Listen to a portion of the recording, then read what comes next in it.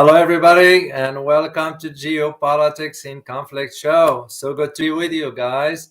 I know I had a chance to be with Ross this morning when we did live. It was so good. It was so good to see you all and to be with Ross on the stage there. So we all enjoyed it. So as always, we truly find you guys very, very interesting to interact with.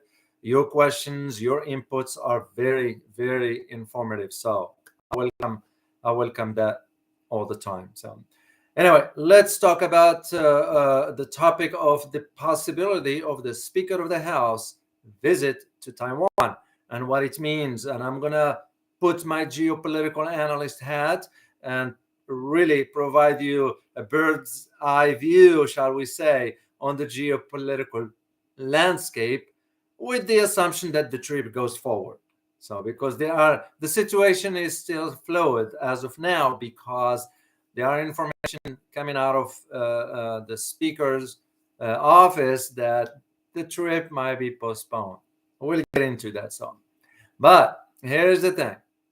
And what we're going to do, like we did the same, I'll provide a brief analysis for you guys and do a conclusion, and I will leave you with the question of the day. So, but before I launch into any of this, you always need to keep in mind other elements or other aspects that can influence whatever situation you're dealing with, whatever that may be. Well, the first one has to do with Solomon Island and Sri Lanka demonstrations in both locations.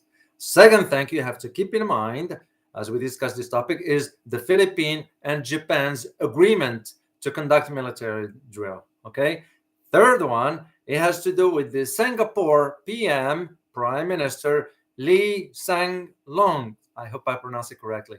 His recent trip to Washington and meeting with Nancy Pelosi, as a matter of fact, in Washington, D.C. So, okay. Well, before I launch into this, by the way, if this is your first time watching our channel here, please make sure to subscribe. And also remember to check out our master class. It's going to be free. First time we're going to do this.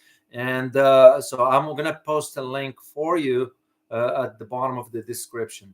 And speaking of a link, I already posted a link under the description for the previous video. Some of you guys were asking about the link for where the information that suggests the United States imports 43% of its oil from Russia. So I did post the link there. So anyway, let's dive into this, shall we, guys? All right, here's the thing. The U.S. Speaker of the House, Nancy Pelosi,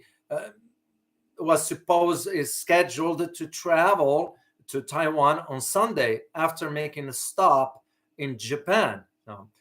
Well, usually the trip, hypothetically, if that to happen, will be a landmark display for the American support to Taiwan, which will trigger, of course, it triggers the diplomatic protest from China. So the question becomes, now that the word came out that the trip has been postponed because a Speaker of the House got sick with the COVID-19, was it truly the case, or did Washington heed the warning of China? And this is what I'm very interested in. What I'm interested in, because if China issued this kind of warning, is it willing to follow through with that? Because if it doesn't, that just China will lose all credibility. Second thing, within this, as an analyst myself, I would say that by China issuing this warning, it tells me personally that the geopolitical shift has shifted. Gone the days when China will have to sort of take a step back. No, now this is an open challenge to the United States. That's how I will read it personally. So now I'm wondering, and I intend to reach out to some of my contacts in Washington to find out exactly why the trip is postponed. So, but we're going to go with the narrative that hypothetically, if the trip to move forward, what it all means and how that's going to shape the geopolitical let's keep moving forward because there are certain things involved into this. Well, as I said, such a trip will represent literally the most serious provocations by the United States. And this one also it almost reminds me of the Taiwanese president Lee Teng-hui, the former president's trip to Washington in 1996, because that was very, very provocative, But here is the interesting thing, as I said earlier, now that Pelosi's office and the Taiwanese government have yet to release an official confirmation about the trip.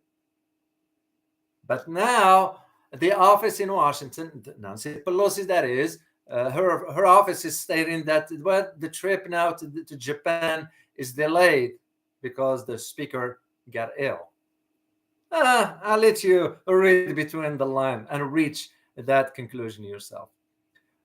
But let's just assume that the trip would have taken place. Well, basically, the visit of the speaker to Taiwan on Sunday, if that will have to happen, it will coincide with the 43rd anniversary of the U.S.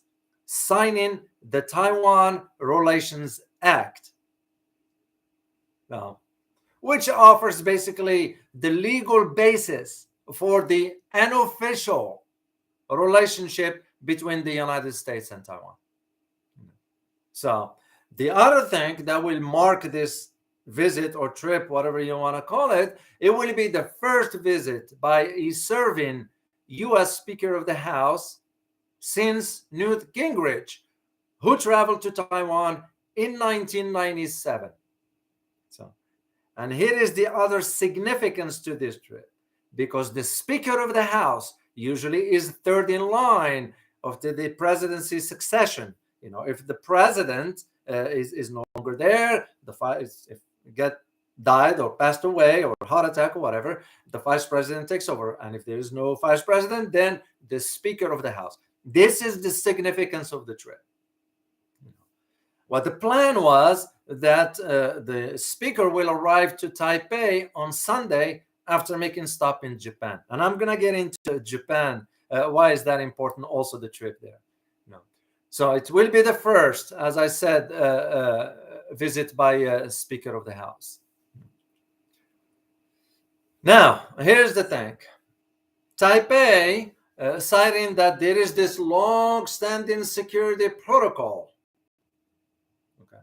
between the United States and Taiwan, And Taiwanese foreign minister spokeswoman, her name is Joan Ou, it's O-U, I hope I pronounce it correctly, declined to comment on this because now they are realizing when China issued the warning, it wasn't kidding around. So they meant business by that. And this is the way I read it. All of a sudden, the trip is postponed. And that once again, this is also a display because you have to take China's message, okay, and put it on the global stage, because that's a display of how now China is able to go toe to toe with the United States. This is, to me, how I will read it, because there is no other way to read it otherwise. So usually you will hear statements emanating from Taipei that the Taiwanese president side, which, by the way, I have not confirmed that she did receive a PhD. It's not confirmed. So she can be called Dr. Tsai.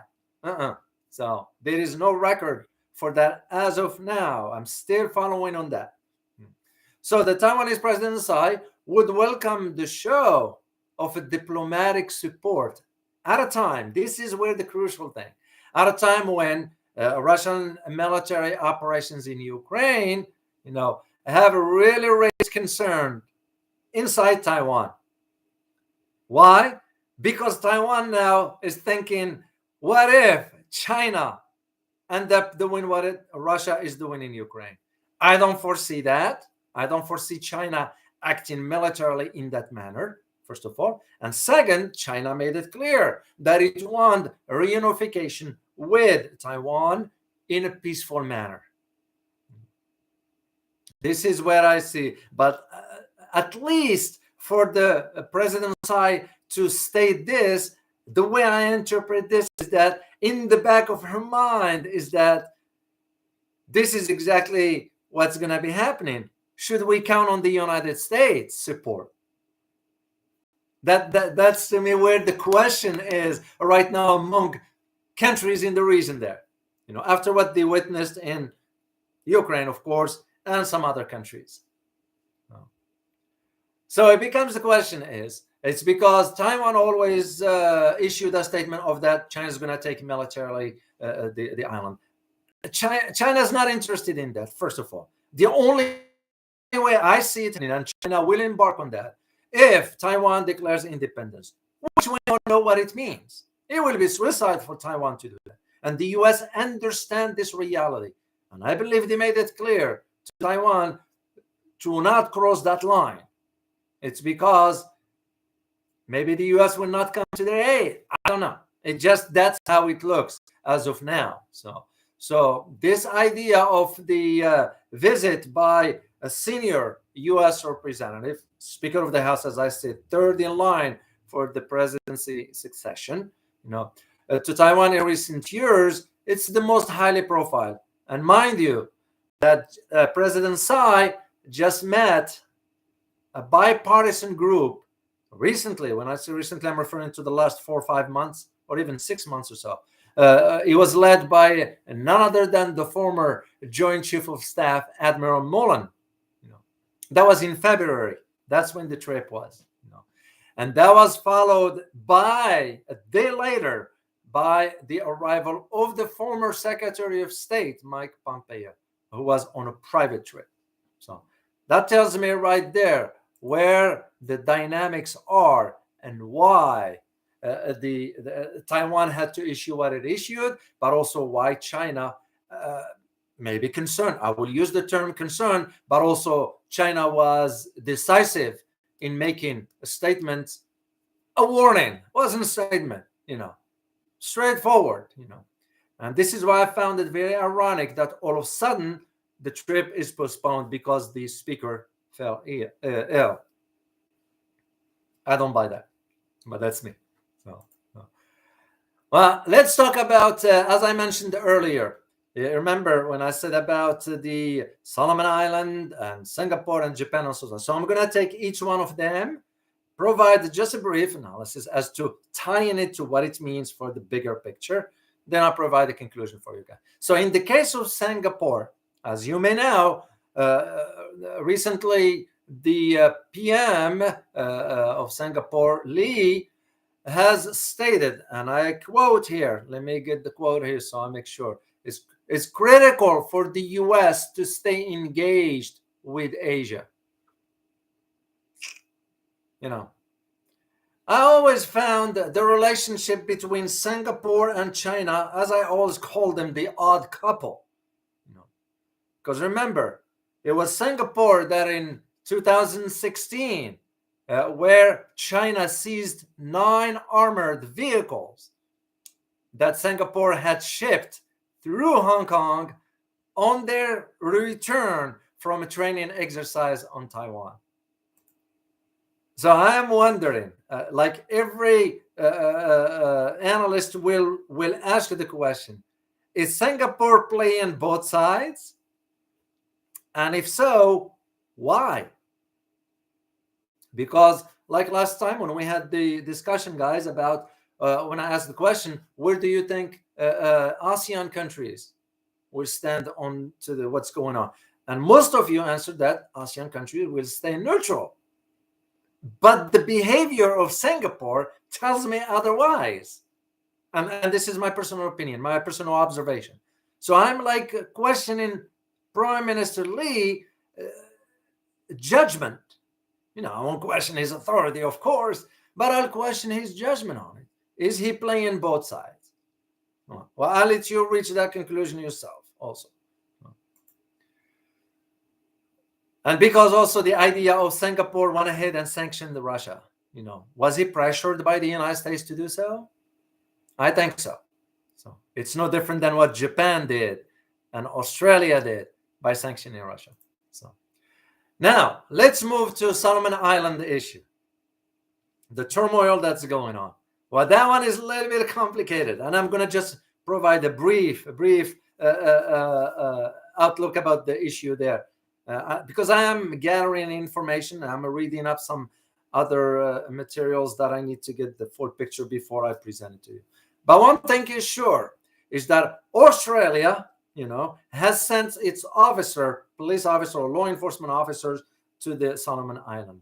Okay, the question that becomes is, was Australia told to do so by the United States?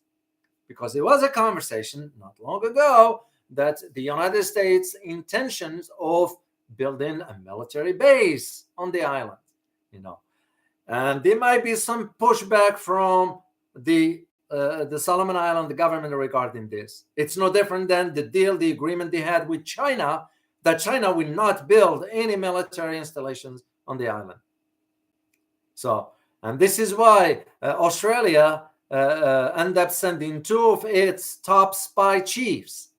They were quietly deployed to the Solomon Island over fear that the nation's security deal with China.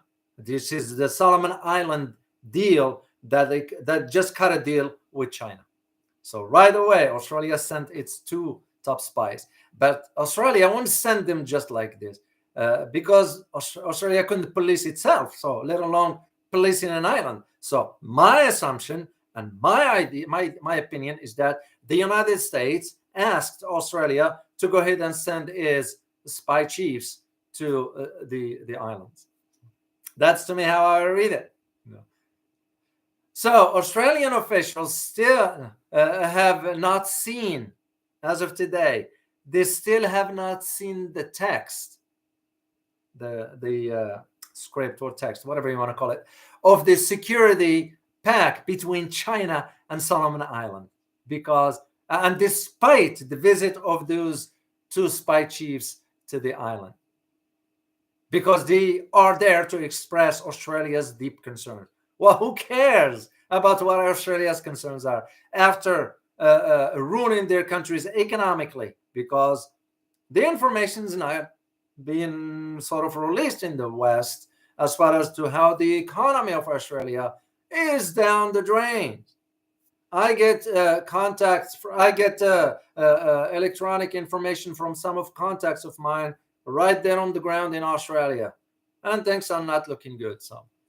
So this is where I found it very, very ironic that the Office of National Intelligence boss, Andrew Shearer, and the Australian Secret Intelligence Agency or Service Chief Paul Simon met with the Solomon Island Prime Minister Manasseh Sagovare just about 2 days ago on Wednesday.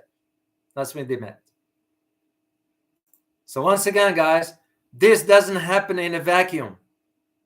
So with the supposed trip of the Speaker of the House to Japan, then to Taiwan, and the deployment of the Australia 2 spy chiefs to Solomon Island, the turmoil that's gone, all this for a reason. If anything you want to get out of this, guys, is that things don't happen in a vacuum.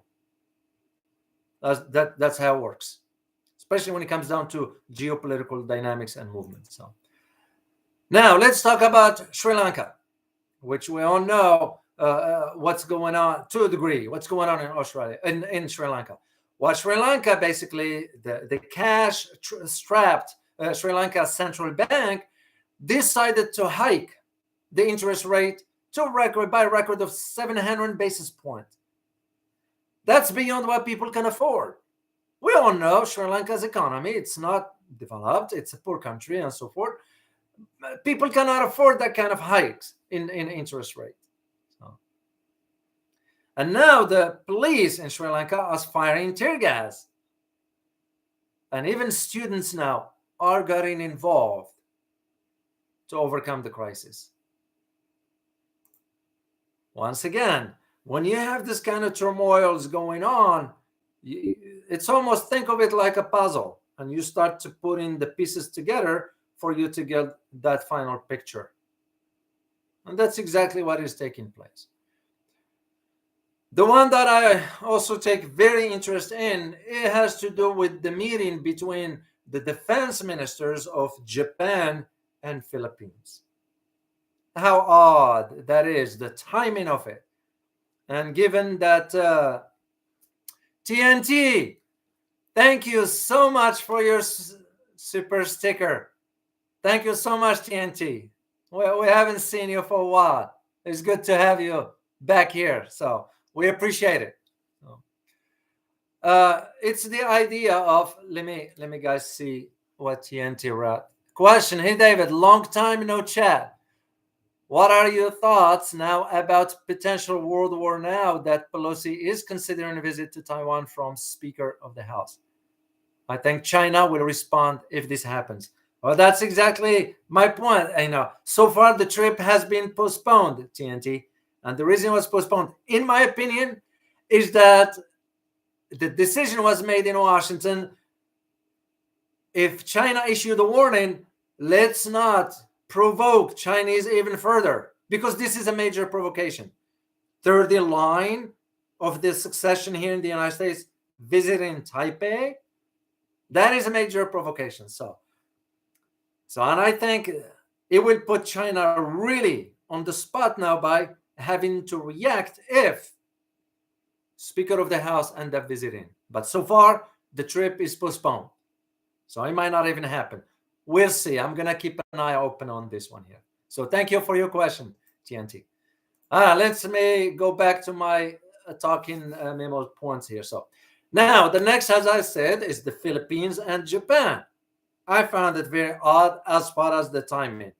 Well, both countries, the defense ministers, agreed to strengthen the security cooperation between the two countries, in addition to expanding their military drills. What is the objective of all this? It is a bid to counter China's threats. That is the statement that has been issued from both countries, Japan and Philippines. That's a joint statement. So the question becomes of, okay, what's triggering all this? Well, some have argued, some analysts in both in Japan and in Philippines, but also in the West, that's saying that Chinese drills in the East China Sea near the islands of Senakaku has raised concern in Tokyo. Legitimate concern? Yes. Should it go to this point of military agreements and all that? Maybe not. Because here's the thing. China claims the territory called this Senakaku Island. China also claims the territory by naming them the name, I hope I pronounce it correctly here, the Diaoyu, Diaoyu, Diaoyu.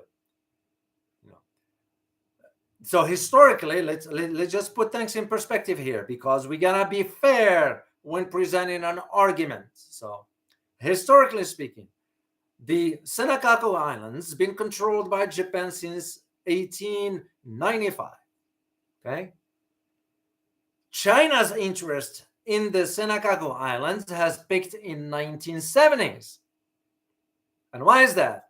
It's because oil reserve at the archipelago region has surfaced.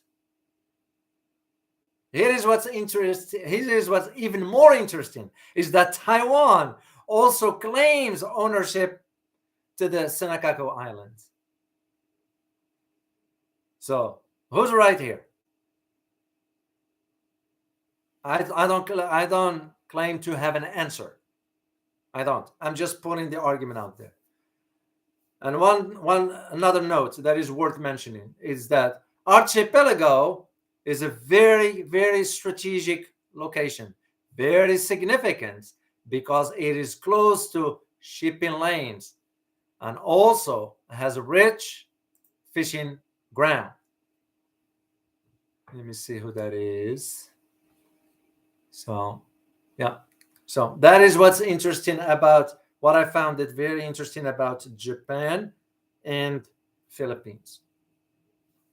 As I mentioned earlier, Japan went ahead and issued sanctions on Russia. So funny. They didn't do that back when the military conflict started. That leaves me with the assumption that they have been told this is what you do. Because here is the thing, and I'm going to say it straightforward because I don't sugarcoat things, and I don't need to, and I don't care. Because you got to say it the way it is.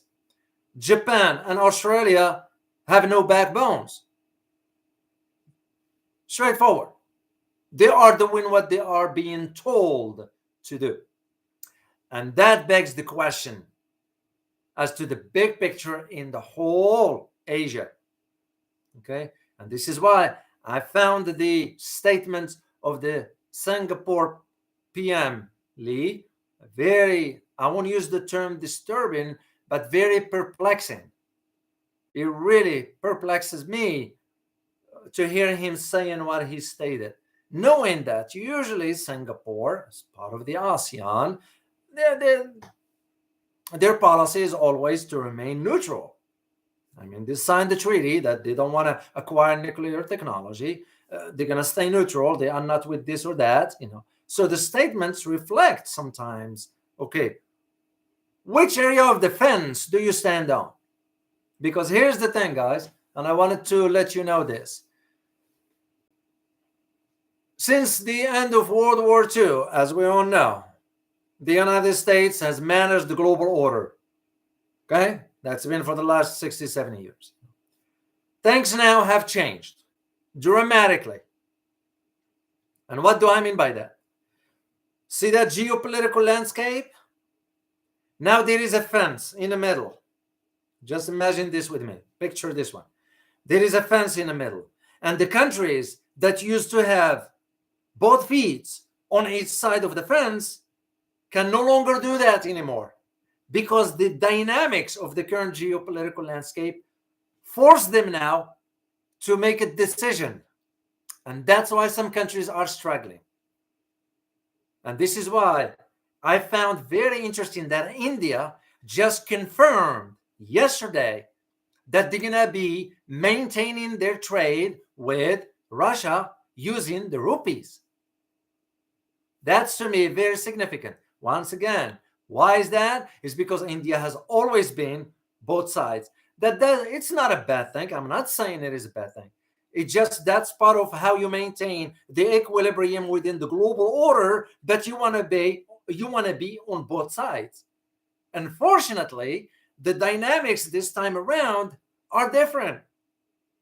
Countries have to make a decision. And this is why, if you look at the global map, you look at all the global south, countries have not, for example, sanctions Russia.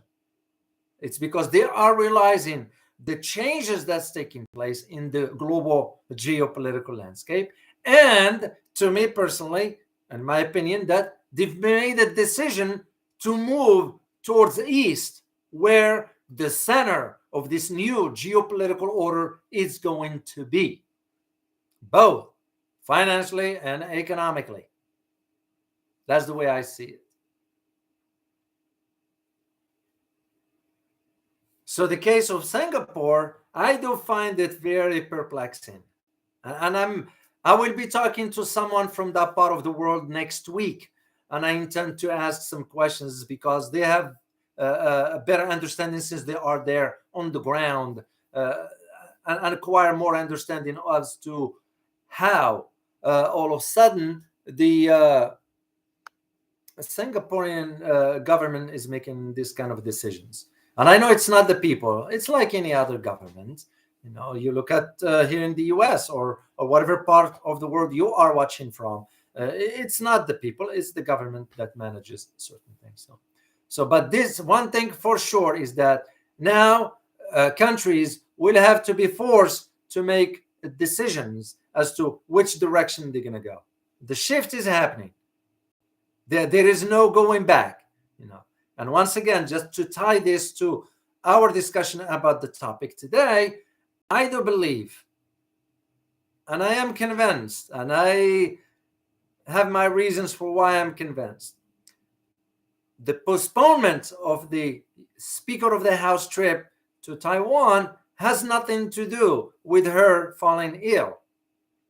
It has to do with the warning issued by China. And that in itself is very significant.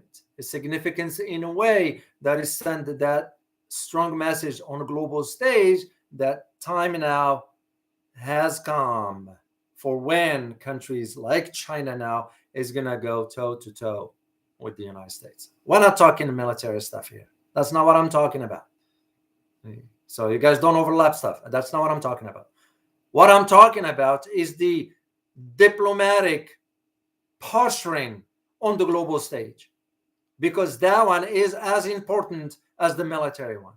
You look at, if your foreign policy is fragmented, ambiguous, and lack visions, your military won't matter.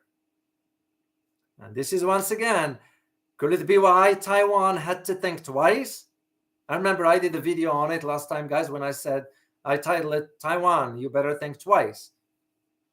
Because that's exactly what it's going to happen. You take the case of Russia, military operations, Russia didn't think twice. They moved forward with it. Because you have to be decisive.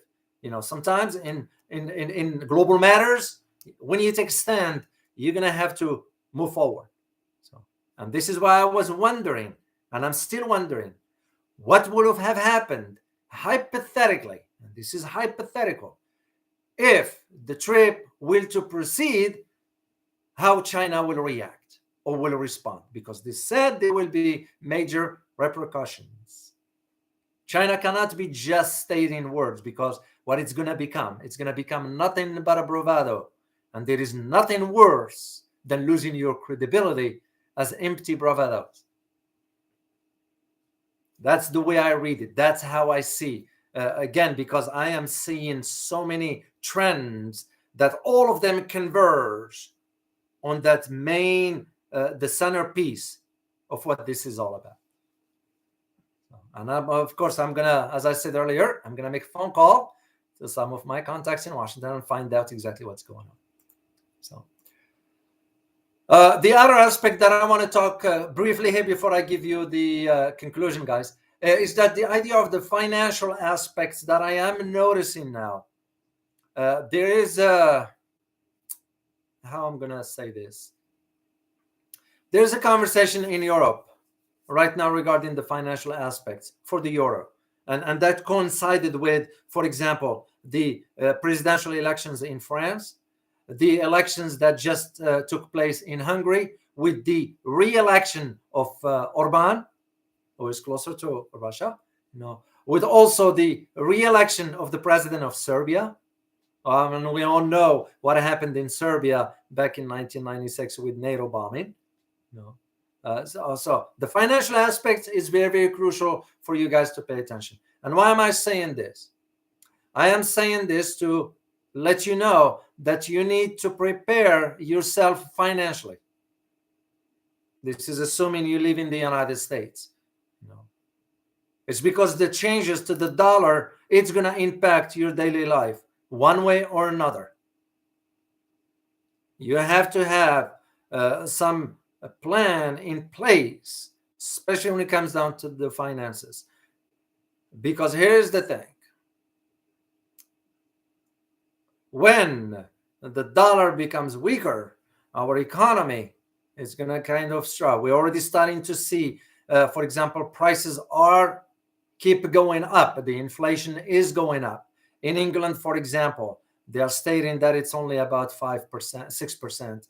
I won't trust the Brits. Anyway, when I say the Brits, I'm referring to the government here. I won't trust their statements. Their inflation is in the double digits because people are having a hard time finding certain kind of foods. And this is where, again, I found myself when the administration, our government, issues statements like we're going to sanction China. I kind of shake my head at how ludicrous that is. I'm not saying, again, you got to be afraid of China or fearful of China. That's not what I'm saying. All I'm saying is you're going to have to be pragmatic in your decisions, you, the government. Issuing sanctions on China, and when China reciprocates, you're going to have massive demonstrations right here in the US. This is exactly what's going on in Sri Lanka, because the prices went up so high beyond anybody's ability to afford. And Sri Lanka is not a rich country. Yes, we have some means here that we can manage, but for how long? And there is one thing I've learned over the years, as I traveled around the world and been in the different parts of the world, when there is no food, people engage in some very desperate measures. It's called survival. Your basic instinct kicks in. That's like in the military, your instinct kicks in as far as when you're dealing with certain ops and what have you.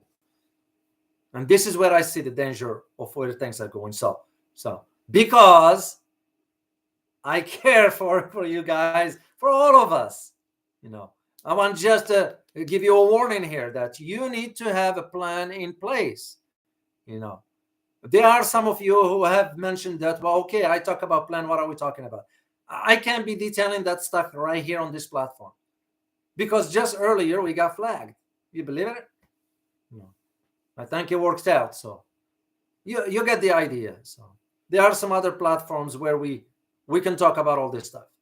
But my point is make sure you prepare yourself financially, because where things are headed now with the ruble rebounding and India, both India and Pakistan trading in rupees, the nail on the coffin is going to be if and when the Saudis decide to move with the oil transactions officially in a different currency than the dollar. So, Makachi Kakadi, thank you very much for your sticker. Hello, David. I posed a question earlier about the discovery of oil in Namibia, which sells an Aramco claim. I am concerned and willing to find out if there is a future war headed in those shores. I am aware of the discovery of the oil. As a matter of fact, it was by finance. Hold on a second. I kept my notes. I usually keep my notes for certain aspects that I came across. And that one it's the name of it is called the Cloud Break Discovery. That's the one that joined with the Gondwana Petroleum Namibia by providing investments. In return, they want to have 10%. As I always say, should I trust the Brits? Personally, no, I won't. And this one has to do also with the investments that China is making in Africa, about $100 billion. So yeah, you could see some trouble in Namibia. However, if the government there is smart enough to know how to manage its investments, because here's the thing, and let's say it's straightforward. The West, certain countries in the West, we shall not generalize, of course, do not want to see Africa rise. This is why you have the Tigray civil war right there. It's still raging on, And what is the West doing? Is watching from the sideline, because Africa has a lot of potentials, great potentials, a lot of natural resources. Why do you think China is investing there? For the heck of it? No, because investments, return on investments, profits, and that's the name of the game.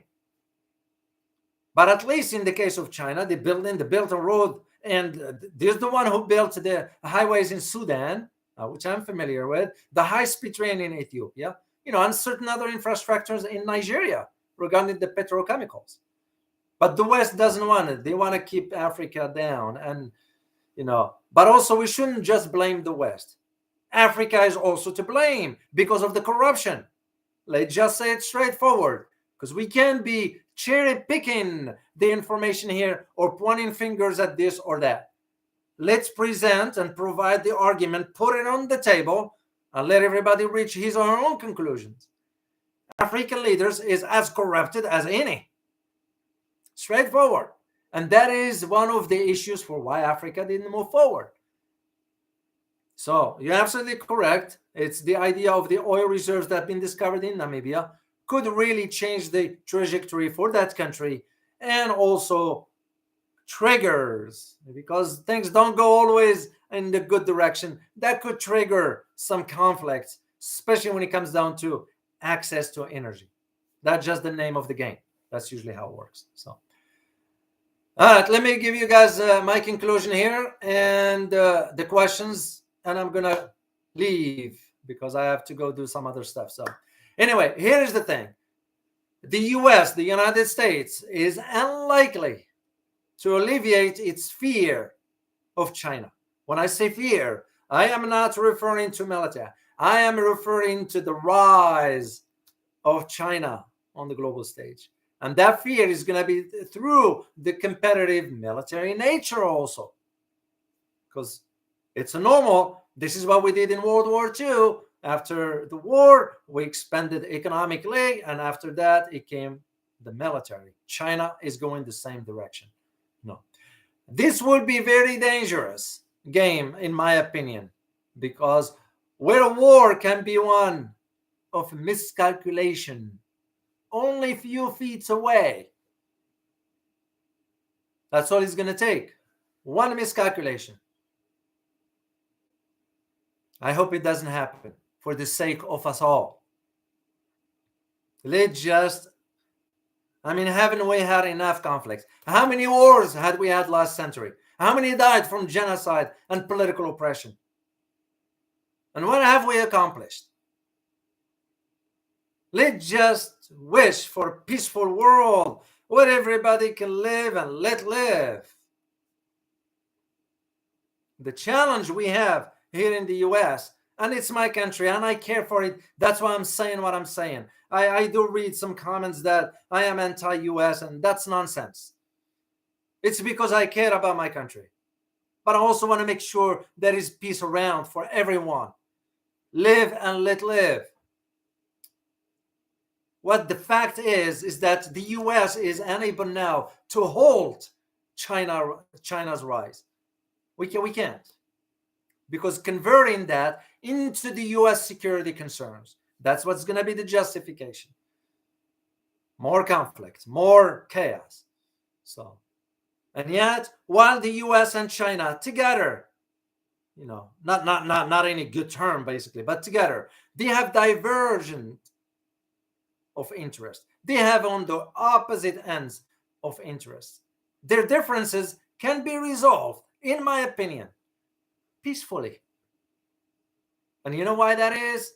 Because the benefit of cooperation outweigh the cost of a conflict.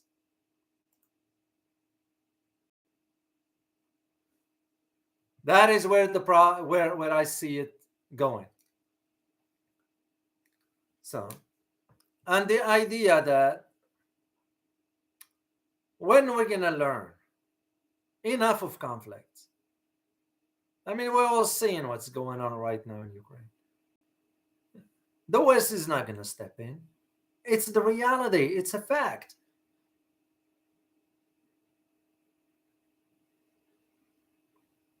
And this is what Taiwan needs to think twice. I'm not saying they need to be, after all, historically and factually, Taiwan is part of China.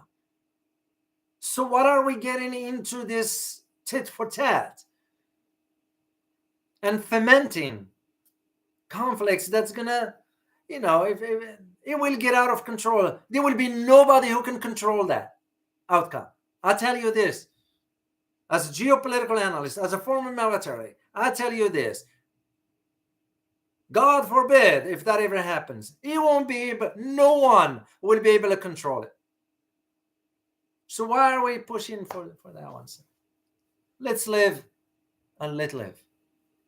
Peace will be good for everyone. So here's my questions for the day, guys. First one, what sort of security issues in Asia do you foresee? And second question, will China and the US engage in a hot war? Once again, First one, what sort of security issues in Asia do you foresee? When I say Asia, I'm referring the entire continent. I'm not talking about Southeast Asia, Central Asia, Asia as a whole. What sort of security issues do you foresee in Asia? And second one, will China and the US engage in a hot war? Let me say thank you to Dakian-san. Thank you so much for your super sticker. Appreciate it. And it was good to see you earlier. So thank you guys for your support. It means a lot. So, and to those who have never seen us before, if this is your first time, please subscribe. And remember, guys, remember to check out the master class we are putting together already. I'm gonna put the link for you at the description. It's for free. That first one is gonna be, check it out. It's gonna be how to think like a geopolitical analyst. It will really, really help you and serve you well, because this is not about just geopolitics. It's about your daily life, how you move forward with the changes that's taking place. Governments, we all know. Should we count on the governments to tell us the truth? I don't think so. I hope you find this information very useful and look forward to seeing you guys. As always, stay informed. Till next time. Bye-bye.